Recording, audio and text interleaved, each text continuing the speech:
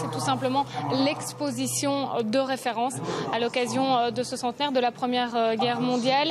Une exposition inaugurée en grande pompe ce matin. Alors l'objectif de cette exposition, c'est de faire comprendre toutes les facettes de ce conflit, son contexte historique bien sûr, mais aussi le quotidien des Belges dans cette Belgique occupée. La Belgique qui est d'ailleurs l'un des seuls pays à avoir été occupé pendant l'entièreté de cette guerre, pendant les 4 années de conflit. Il y a par exemple un bistrot qui a été reconstitué, mais aussi un magasin d'alimentation.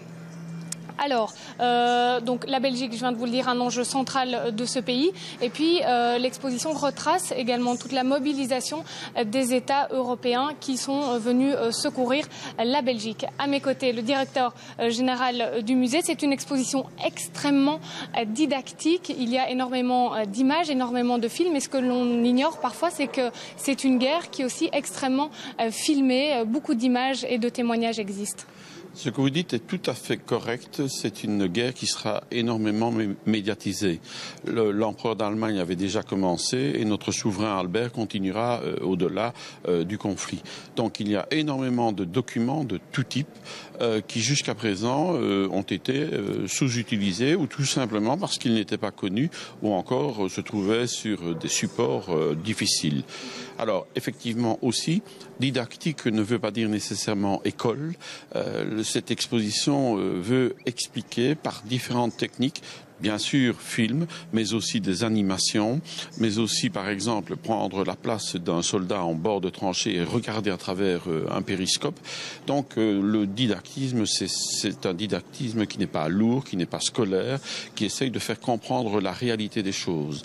La réalité pour le soldat qui pendant 4 ans va être dans la saleté, dans l'eau, en compagnie des rats, avec une tambouille qui lui sert d'alimentation, avec un danger et un bruit permanent, et d'autre part, ceux qui sont en Belgique, comme vous l'avez dit, occupés, là il faut manger, il faut obéir à l'occupant et les seuls divertissements finalement ce sont les pigeons pour les uns et le café pour les autres et ce que l'on peut encore pratiquer comme sport.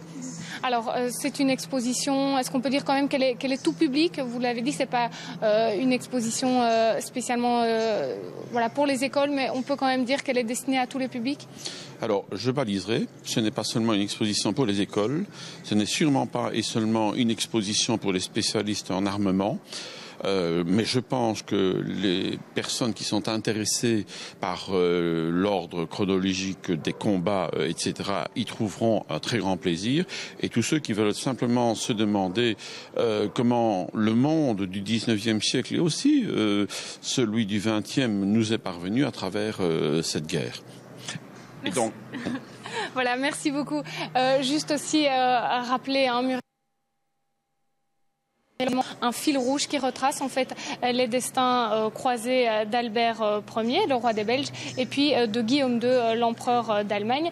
C'était une exposition qui a été mise sur pied avec la collaboration du musée de l'Europe. Elle est ouverte à partir de demain au grand public et ce jusqu'au 26 avril 2015.